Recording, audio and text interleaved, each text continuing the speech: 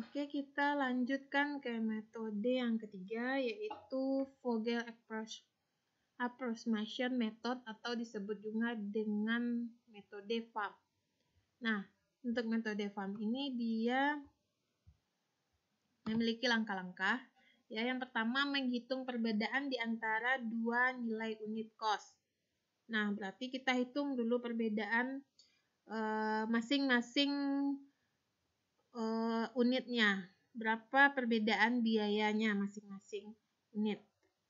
Cost transportasi kita lihat yang terkecil dari setiap baris dan kemudian mengulanginya lagi untuk setiap kolom yang ada. Kemudian memilih baris atau kolom dengan perbedaan unit cost terbesar dan mengalokasikan supply maksimum yang dimungkinkan dalam sel matrik yang justru memiliki nilai unit cost terkecil. Kemudian selanjutnya baris kolom yang telah terpilih dihilangkan dan kerja diulangi seterusnya sampai semua alokasi terpenuhi lengkap. Kita masuk ke contoh soalnya. Ya, untuk contoh soal metode FAM, kita lihat terlebih dahulu alokasi atau biaya masing-masing matrik. Ya, untuk baris P1 biayanya ada 10, 8, 5, dan 6. Ya. Kemudian untuk P2 ada 5, 2, 6, 3. Seterusnya P3 9, 7, 4, 7. Ini dalam dolar ya. Nah, kita perhatikan dulu masing-masing baris biaya yang paling kecil. Nah, untuk baris P, biaya yang paling kecil ada di A3 dan A4. Ya.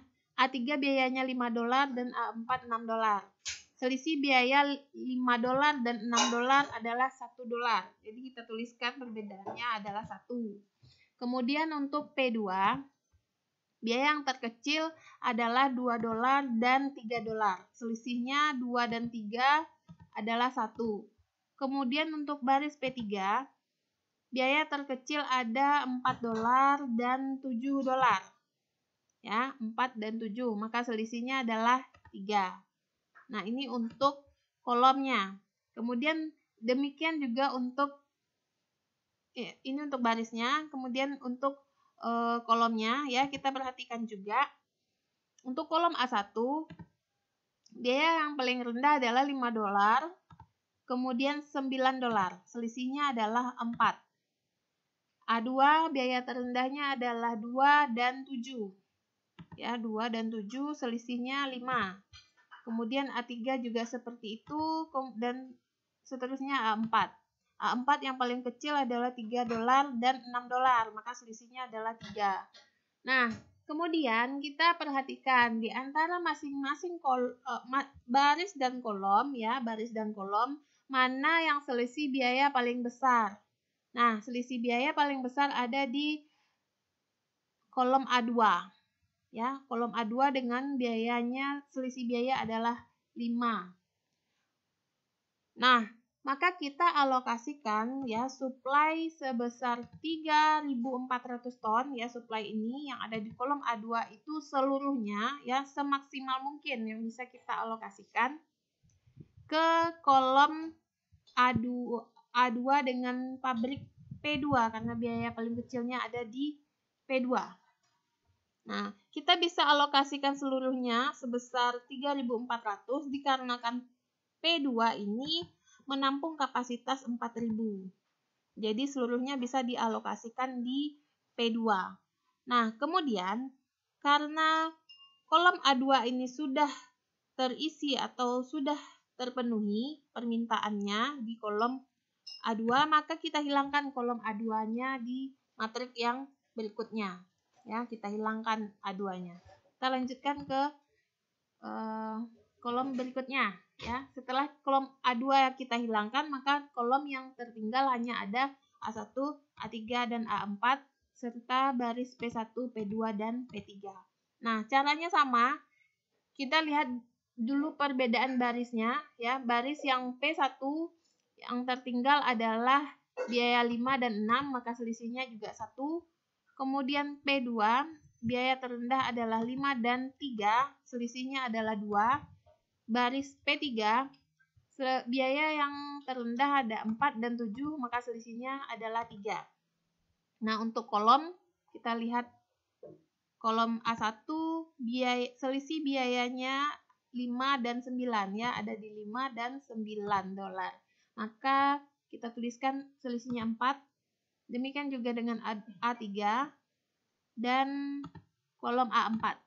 Nah, dari masing-masing baris ini ya, masing-masing baris dan kolom, baris dan kolom, biaya atau selisih yang paling besar ada di kolom A1 karena selisihnya 4. Maka seluruhnya permintaan kita alokasikan di kolom A1 terlebih dahulu.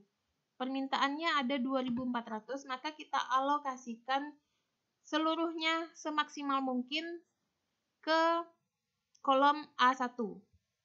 Nah, kita isi 600 kita isi terlebih dahulu di yang paling kecil. Yang paling kecil adalah 5. Kolom A1 biaya yang paling kecil adalah 5 dolar. Maka kita alokasikan semaksimal mungkin di P2 ini hanya bisa kita alokasikan sebesar 600. Karena tadi sudah kita alokasikan di baris P2 ini 3.400. Ya, di slide yang sebelumnya ini. P2 sudah kita alokasikan di baris P2 ini sebesar 3.400. Maka untuk berikutnya baris P2 hanya bisa menampung 600 lagi karena total kapasitas untuk P2 ini adalah 4.000. Nah, seterusnya kita isi di yang paling kecil, biaya paling kecil berikutnya adalah di 9 ya, P3 dengan biaya 9 dolar. Kemudian di P1 sebesar 600. Nah, setelah seluruhnya teralokasi di A1 ini totalnya adalah 2.300, maka kolom A1 ya, kolom A1 kita hilangkan di slide yang berikutnya. Nah, ini kolom A1 sudah kita hilangkan. Yang tertinggal hanya ada bukan kolom A1 yang kita hilangkan, tapi baris P2 yang kita hilangkan ya, karena P2 sudah maksimal, dia sudah terisi penuh baris P2. Tadi sudah diisi 3.400, kemudian diisi 600, maka totalnya 4.000, maka P2 kita hilangkan. Nah, di slide berikutnya maka P2 tidak keluar lagi. Maka yang tersisa hanya baris P1, P3, A1, A3, dan A4. Caranya masih sama, kita lihat selisih biayanya yang masing-masing baris dan kolom. Untuk P1 itu selisih biaya 1, untuk P3 selisihnya adalah 3, dan untuk kolom A1 selisihnya 1, A3 1, A4 1. Nah, masing-masing baris dan kolom ini biaya yang paling besar selisihnya adalah di P3. Maka kita alokasikan semaksimal mungkin permintaan yang ada di kolom A3 ini pada baris P3 sebesar 2.500 ton. Ya. Kemudian selanjutnya kolom A3 ini kita hilangkan. Nah, kita masuk ke slide yang berikutnya yang kolom A3-nya sudah hilang. Nah, yang tertinggal hanya P1, P3, A1, dan A4. Caranya masih sama, untuk P1 lihat selisihnya, selisih antara 6 dan 10 adalah 4. Ya, kemudian selisih untuk P3 9, 7 dan 9 adalah 2. Kemudian selisih untuk untuk kolom A1 ini 9 dan 10 1. Untuk kolom A2 6 dan 7 1. Nah, yang tersisa adalah alokasi 1.800 ya. Ini ton miligram di lokasi P1 A4 dan hilangkan baris P1-nya. Nah, yang ada untuk A4 ini ada 1.800 dapat kita alokasikan seluruhnya di P1 karena dia menampung 2.400. Sisa 600 ton miligram 1.000 ton dialokasikan di P1, A1 dan P3 A1. Nah, demikian untuk penjelasan mengenai metode FAM